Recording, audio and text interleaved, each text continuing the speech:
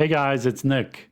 The new car sales for April and May are very bad, and the Manheim Used Car Index saw its third biggest drop averaged over 3 months in April. So, does this mean that the prices got too high for Americans who are spending more and more of their income on food and fuel? Or is there still a lot of demand that new car manufacturers can't meet because of chip shortages and other supply chain issues? Also, what should you do if you need a car or are thinking about getting a new car? Let's take a look at what's going on in the car industry right now. So some of the numbers are out on car manufacturers. Honda's May US auto sales are down 57%. Toyotas are down 27%. Mazda down 63%. Nissan down 29%. These are year over year numbers comparing May. So are their sales down because nobody wants their cars or because they can't build enough cars to sell? So this article, Honda vehicles selling but inventory at historical lows. They say retail demand remains high and 80% of its models are selling at a record pace. More than half of Civic and CRV sales are from pre-sales, meaning the vehicles are already sold before hitting the dealer's lot. So the demand is there, but it says it still does not have the supply as production is constrained by supply chain issues, primarily a dearth of microchips, which means inventory is still at historic lows. Now, to give you an idea of how bad this is, Honda said it entered 2021 with 300,000 vehicles in dealerships, and it started 2022 with just 20,000 vehicles. Wow. And so that's a similar story for Toyota as well. Just to give you an idea of new car sales in the US, here's a chart. Normally, it was about 17 million. During the financial crisis, it fell to 10 million in 2009. It rebounded back around 17 million. During the pandemic, it fell to 14.7 million. And now for this year, they have sold 4.7 million in the first 5 months of 2022. And so here is a table of the monthly new car sales. You see January, February, March were pretty good, over a million, 1.3 million, but April 640, May 586 compared to the year before 1.5 million and 1.5 million. That is a big drop. And if this continues around the 500, 600,000 level for the rest of the year, we could see new car sales almost as low as the 2009 financial crisis lows of 10 million. And so because not enough new cars are available to meet demand, Wall Street Journal says in extreme cases, dealerships are charging $35,000 to $40,000 above the MSRP on luxury cars that normally sell for $80,000 or more.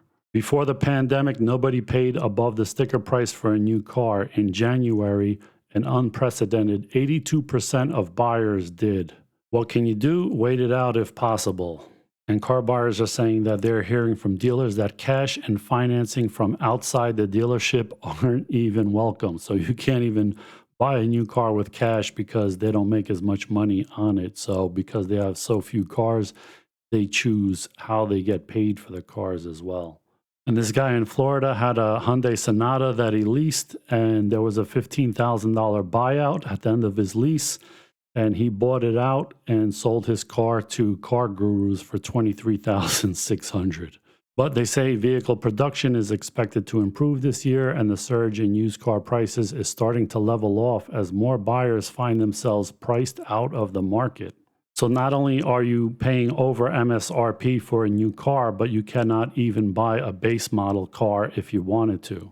So with the chip shortage limiting the number of vehicles they can build, companies shifted production to high-profit models, which means more cars on more lots were the more expensive trim and models. That meant shoppers who were out looking to buy were faced with inventory that was priced higher than they might expect. So what do buyers do then? They look to the used car market. So here's the Manheim Used Car Index, and Manheim is the largest used car auctioneer in the US. And this drop that they just had in the used car index is the third largest outside of the COVID drop over here and the great financial crisis over here. So maybe used cars are finally coming down because people can't even afford them, or because interest rates on these used car loans are also going up as well. And so here's a chart of the used car index and the used car loan rate in blue. And the rate goes from the lowest up here to the highest going down. So it's flipped so you can see the correlation. And the higher the loan rate goes, the lower the car prices go, because people can only afford so much monthly payment. So if they're paying more in interest, then they have to buy less car. So let's look at the Car Guru's used car price trends. And the Car Guru's index is up 16% year over year, but flat over the last 30 days. And these are the different categories of vehicles. And oddly enough, the biggest increase year over year is 43% for the van category. I don't know if that's because everybody is starting a business or because a lot of people are having to move into vans. But what's interesting is the increases in different makes. And so what make has the biggest increase year over year? It's not Ferrari, it's not Mercedes, it's not Lexus. It is Pontiac. Now, probably a lot of you watching this don't even know what a Pontiac is. That's because they stopped being produced in 2010 when GM almost went bankrupt.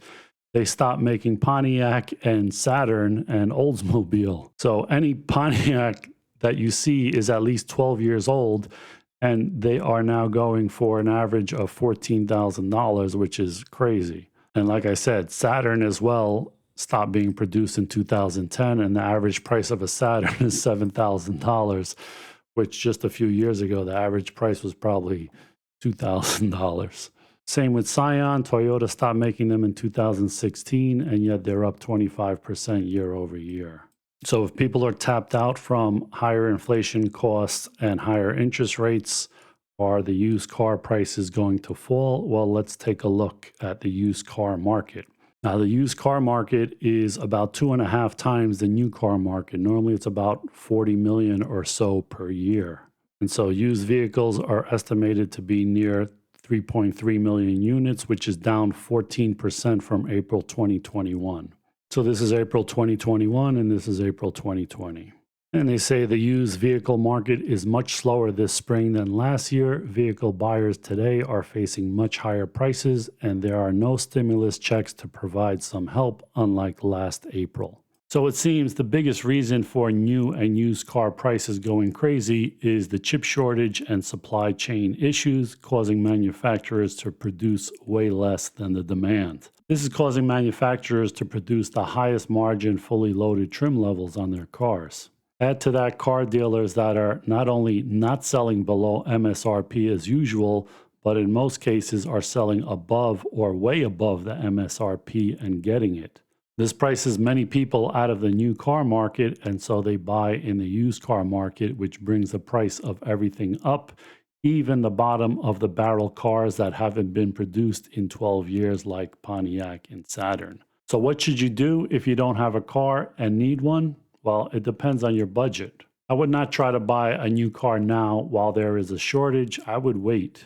In the meantime, try to buy a used car from a private seller in cash if you have the money. That way, at least, you take the bank and the car dealer out of the equation and the profit that they would have made on you. If you are in a lease that's coming up to expire, it's probably best to buy it out and keep driving it for another year or two if you can. And if you have an extra car that you don't use much, now is the time to sell it for top dollar. Remember, cars are not investments, they are depreciating assets. When this shortage is cleared up, the market will go back closer to normal, especially if we head into a recession, which seems likely. Just like how nobody wanted cars just 2 years ago during the shutdown, that type of scenario can come back in a really bad recession.